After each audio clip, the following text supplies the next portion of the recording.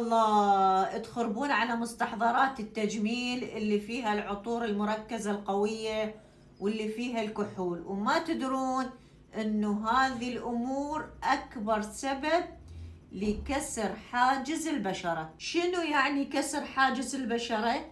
يعني الالتهابات وجفاف بشرة الوجه وظهور الخطوط الضاحكة والتجاعيد.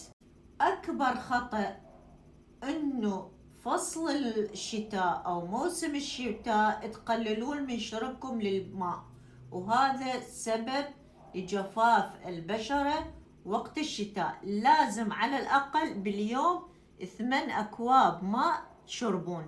النوم على الوجه او على جنب واحد تدرون شي يسوي بالوجه؟ يظهر الخطوط الضاحكة ويضغط على الوجه ويسبب التجاعيد، فتحاولون دائما النوم على ظهركم، بالإضافة إلى أنه تنامون على وسادة مخدة ناعمة. لا تنسون يا جماعة أهم شيء الترطيب، يعني بالليل قطرة من زيت اللوز الحلو ترطبون وجهكم قبل النوم وتنامون، أكبر حل ومساعد لنعومة البشرة وترطيبها.